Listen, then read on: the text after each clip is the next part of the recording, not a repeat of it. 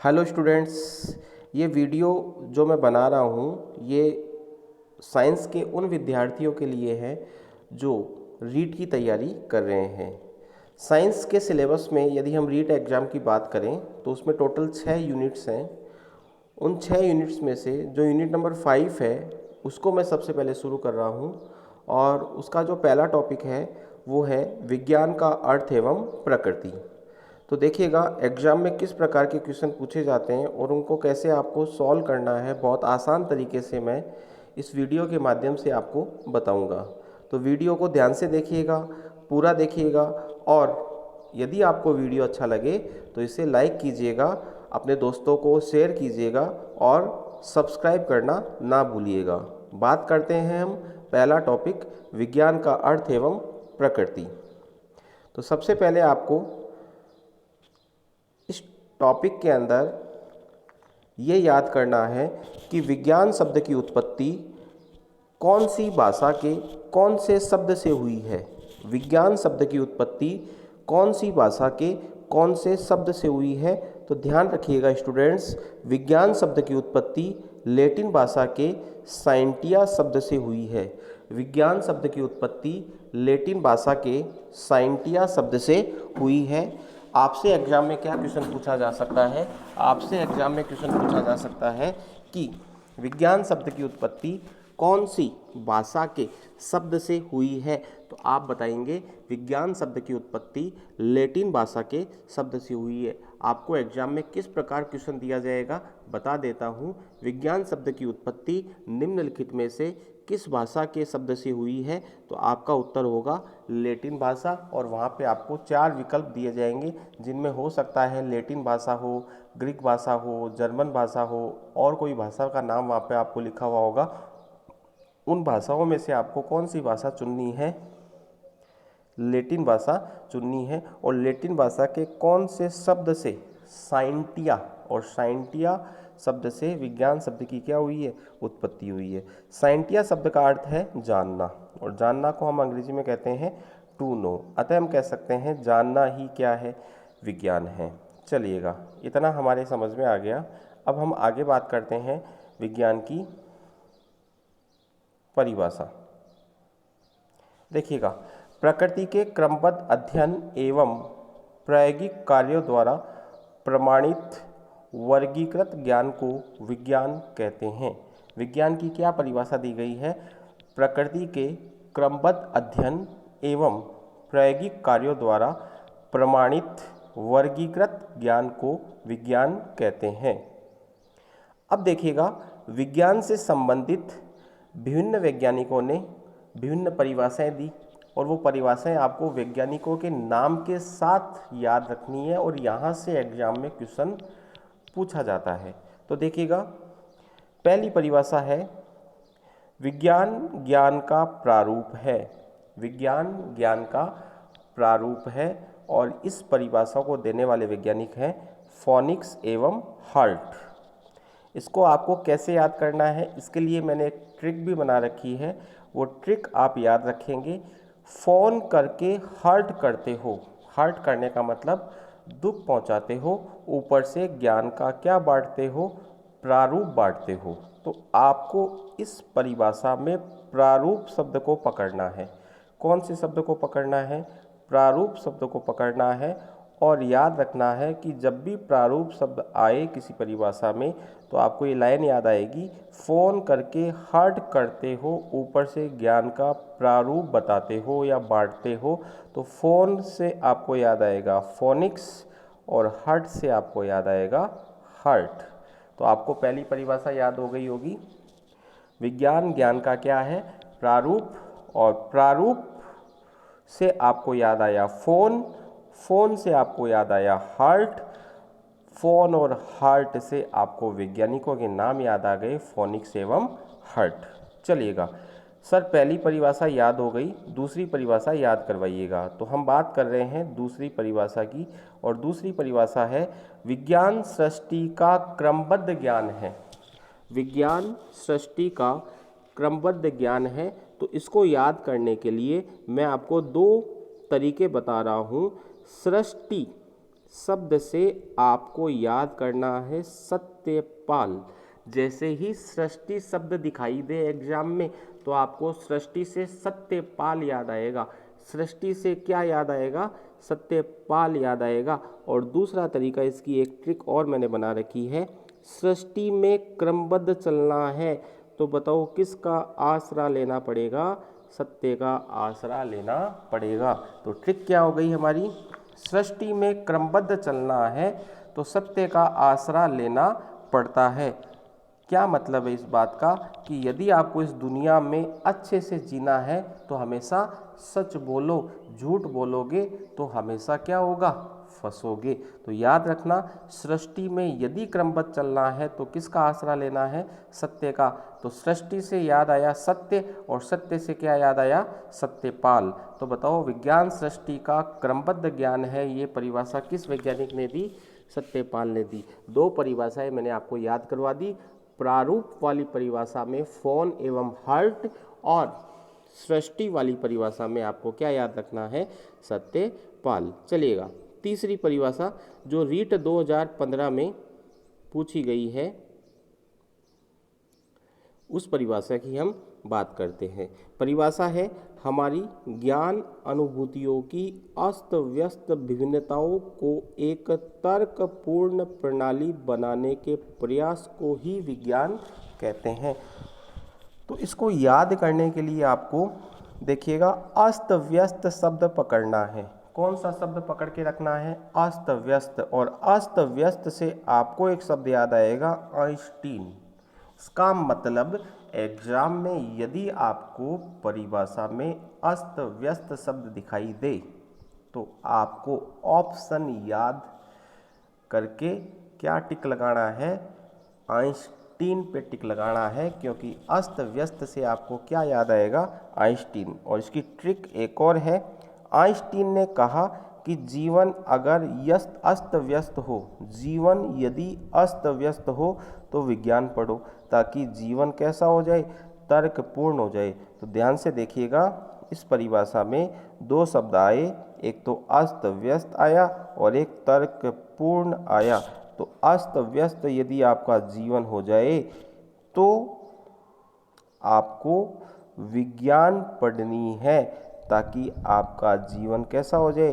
तर्कपूर्ण हो जाए। और ये बात किसने कही? आइंस्टीन ने। क्या सच में कही थी क्या? नहीं, केवल ये एक ट्रिक है जिसके माध्यम से आप परिभाषा को क्या कर सकते हो? याद। और ये परिभाषा रीट 2015 में भी पूछी जा चुकी है। चलिएगा चौथी परिभाषा है विज्ञान प्राकृतिक विषय का व्यवस्थित ज्ञान एवं धारणाओं के मध्य संबंधों का तार्किक अध्ययन है जिनमें यह विषय व्यक्त होते हैं। और ये परिभाषा किसने दी? WC डैम्पियर ने दी।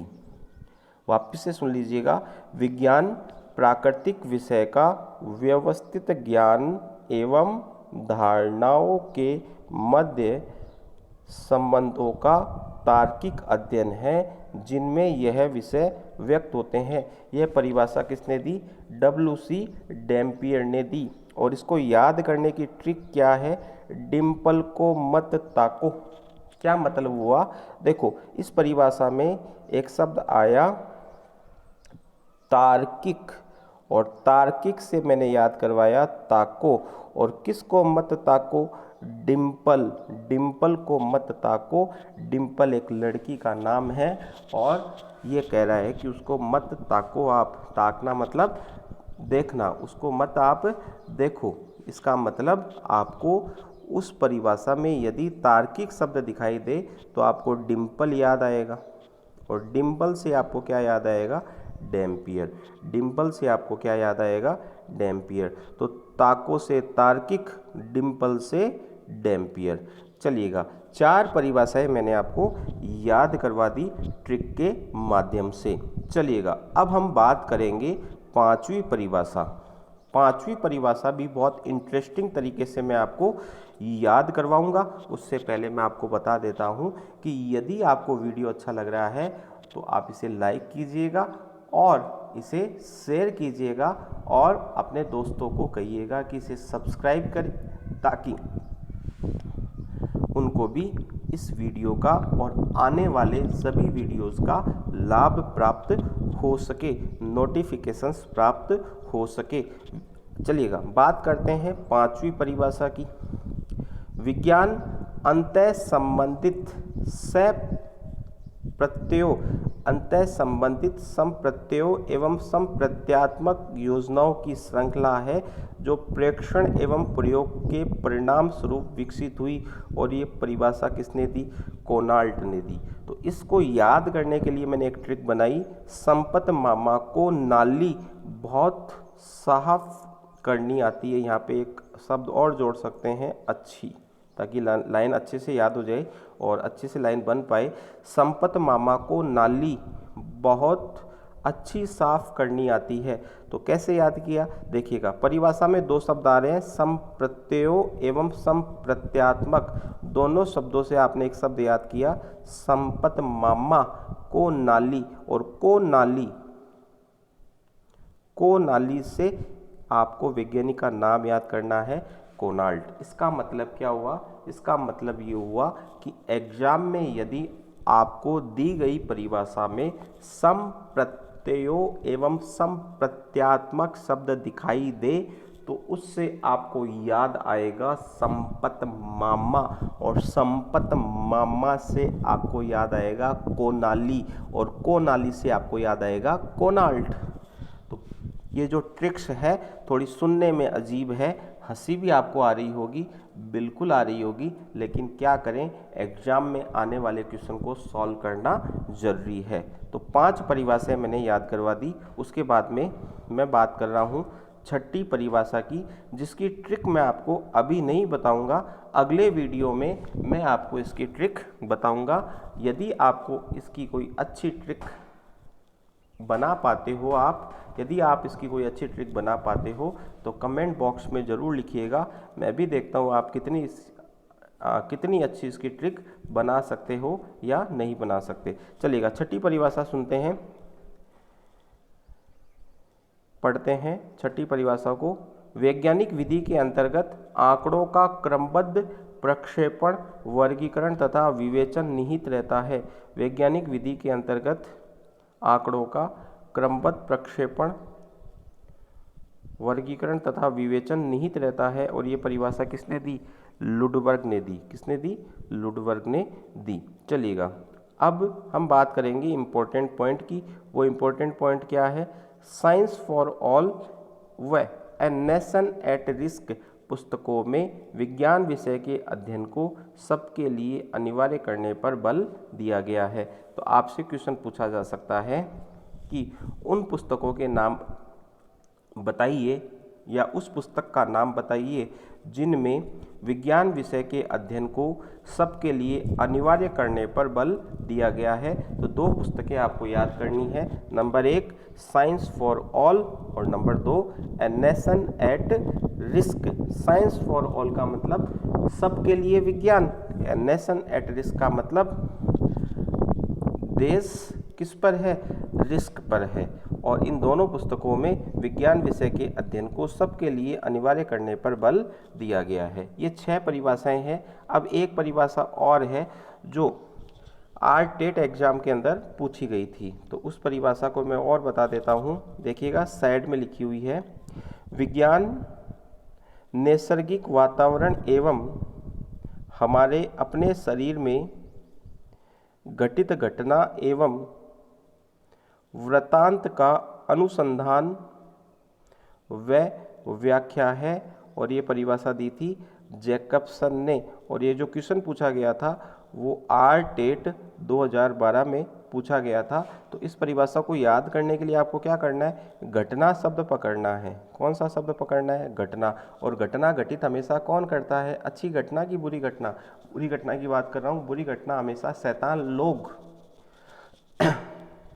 घटित करते हैं। और आप देखिएगा ये जो जैकबसन नाम है ना, ये किसी शैतान का नाम ही मुझे लग रहा है। तो जैकबसन एक शैतान का नाम है। और जैकबसन क्या घटित करता है? घटना। इसका मतलब यदि आपको परिभाषा में घटना शब्द दिखाई दे तो उस क्वेश्चन का जो आंसर होगा वो क्या होगा, जैकबसन होगा। तो ये कब पूछा गया था, आरटेट 2012 के अंदर पूछा गया। तो ये कुछ परिभाषाएं मैंने आपको ट्रिक के साथ याद करवाई। अब हम बात करेंगे विज्ञान की प्रकृति। तो देखिएगा, सबसे पहली बात आपको याद रखनी है, विज्ञान की प्रकृति तार्किक होती है। विज्ञान की प्रकृति कैसी होती है, तार्किक होती है। याद रखिएगा, जैसे गणित की प्रकृति सार्वभौमिक होती है और सामाजिक विज्ञान की प्रकृति कैसी होती है, एकीकृत होती है, वैसे ही विज्ञान की प्रकृति कैसी होती है, तार्किक होती है। इसका सभी विषयों के साथ सहसंबंध होता है। विज्ञान का जो संबंध है वो सभी विषयों के साथ होता है। तो आप याद रखिएगा, एग्जाम में अगर आपसे पूछा जाए कि विज्ञान का संबंध कौन कौन से विषयों के साथ है, तो आपका उत्तर होगा विज्ञान का विषय सभी विषयों के साथ होता है। विज्ञान द्वारा जिज्ञासु एवं उदार मनोवृत्ति का क्या होता है, विकास होता है। विज्ञान पढ़ने से जो विद्यार्थी होता है वो जिज्ञासु होता जाता है और उसकी मनोवृत्ति कैसी होती जाती है, उदार होती जाती है। इससे विद्यार्थी नवीन ज्ञान को खोजने हेतु क्या होता है, उत्सुक होता है। विज्ञान जब कोई विद्यार्थी पढ़ता है तो हमेशा वो उत्साहित रहता है नवीन ज्ञान को खोजने के लिए। विज्ञान के अपने सिद्धांत एवं क्या होते हैं, नियम होते हैं। विज्ञान के अपने सिद्धांत एवं क्या होते हैं, नियम होते हैं। बहुत ही इंपॉर्टेंट पॉइंट है ये वाला। अगला जो पॉइंट है वो है विज्ञान की भाषा प्रतीकात्मक एवं संकेतात्मक दोनों है। आपसे क्वेश्चन पूछा जा सकता है कि विज्ञान की भाषा कैसी होती है, तो विज्ञान में प्रतीकों का उपयोग भी किया जाता है और विज्ञान में संकेतों का उपयोग भी किया जाता है। तो बहुत ही इंपॉर्टेंट पॉइंट है ये कि विज्ञान की जो भाषा है प्रतीकात्मक है, संकेतात्मक है या दोनों है। तो आप याद कीजिएगा, विज्ञान की जो भाषा है वो प्रतीकात्मक भी है और संकेतात्मक भी है। विज्ञान द्वारा बालकों में व्यवस्थित तरीके से कार्य करने की आदतों का क्या होता है, विकास होता है। विज्ञान द्वारा बालकों में या विद्यार्थियों में या स्टूडेंट्स में व्यवस्थित तरीके से कार्य करने की आदतों का विकास होता है। विज्ञान पढ़ने के बाद विद्यार्थी तथ्य वाली बातों को ही स्वीकार करता है। बिल्कुल सही बात है, जब कोई विद्यार्थी विज्ञान पढ़ता है तो वो बिना तथ्य वाली बात को स्वीकार नहीं करता। विद्यार्थी में विज्ञान पढ़ने के बाद व्यवस्थित तरीके से काम करने की आदत पड़ती है। ये पॉइंट 2 बार आ गया है, तो आप इसको 2 बार पढ़ लीजिएगा, कोई दिक्कत नहीं है। विद्यार्थी में विज्ञान पढ़ने के बाद व्यवस्थित तरीके से काम करने की आदतों का क्या होता है, विकास होता है, उसमें आदत पड़ती है। विद्यार्थियों में वैज्ञानिक दृष्टिकोण का विकास होता है। इन पॉइंट्स को आपको अच्छे से याद रखना है क्योंकि इसमें से कोई सा भी पॉइंट एग्जाम के अंदर पूछा जा सकता है। तो इसको 4-5 बार वीडियो को देखिएगा और इसको याद कीजिएगा और नोट्स जो हैं इनको आप अपने कॉपी के अंदर नोट कीजिएगा स्क्रीनशॉट लेकर के।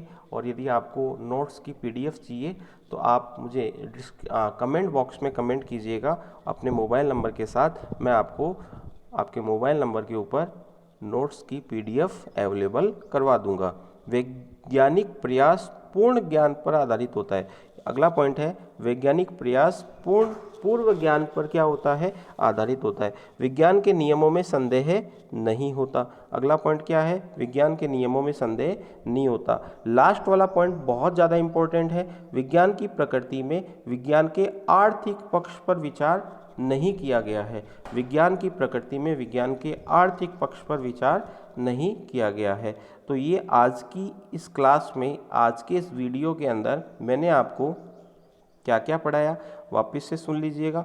मैंने आपको सबसे पहले विज्ञान शब्द के बारे में बताया, कौन सी भाषा से इस शब्द की उत्पत्ति हुई है, लैटिन भाषा से। फिर मैंने विज्ञान की परिभाषा बताई, फिर मैंने विभिन्न वैज्ञानिकों के द्वारा दी गई परिभाषाएं आपको याद करवाई ट्रिक के माध्यम से। एक परिभाषा की ट्रिक आपको बनानी है और मुझे कमेंट बॉक्स के अंदर लिख के बताना है। और यदि आप मेरे द्वारा बनाई हुई ट्रिक जानना चाहते हैं तो आपको अगला वीडियो जब आप देखोगे तो उसमें आपको मिल जाएगी। विज्ञान की प्रकृति के बारे में बताया, विज्ञान की प्रकृति कैसी है, तार्किक है, सभी संबंधों के साथ क्या है, सहसंबंध है। विज्ञान द्वारा जिज्ञासु और उदार मनोवृत्ति का क्या होता है, विकास होता है। नवीन ज्ञान को खोजने हेतु विद्यार्थी क्या होता है, उत्सुक होता है। खुद के नियम एवं क्या होते हैं, सिद्धांत होते हैं। ये वाला पॉइंट बहुत महत्वपूर्ण है। विज्ञान की भाषा कैसी होती है, प्रतीकात्मक एवं संकेतात्मक होती है। विज्ञान द्वारा बालकों में व्यवस्थित तरीके से कार्य करने की आदतों का क्या होता है, विकास होता है। विज्ञान पढ़ने के बाद विद्यार्थी तथ्य वाली बातों को ही क्या करता है, स्वीकार करता है। ये वाला पॉइंट रिपीट हो गया है। विद्यार्थियों में वैज्ञानिक दृष्टिकोण का क्या होता है, विकास होता है। वैज्ञानिक प्रयास पूर्व ज्ञान पर क्या होते हैं, आधारित। विज्ञान के नियमों में कोई संदेह नहीं होता। और लास्ट वाला पॉइंट मैं वापस से बोल रहा हूँ, बहुत ज़्यादा इंपॉर्टेंट है कि विज्ञान की प्रकृति में विज्ञान के आर्थिक पक्ष पर कोई विचार नहीं किया गया है। तो ये था आज का वीडियो। यदि आपको वीडियो अच्छा लगा हो तो इसे लाइक कीजिएगा, सब्सक्राइब कीजिएगा मेरे चैनल को, और वीडियो को और चैनल को शेयर कीजिएगा, ताकि अधिक से अधिक स्टूडेंट्स को इस वीडियो का और आने वाले सभी वीडियोज़ का क्या प्राप्त हो सके, लाभ प्राप्त हो सके। धन्यवाद।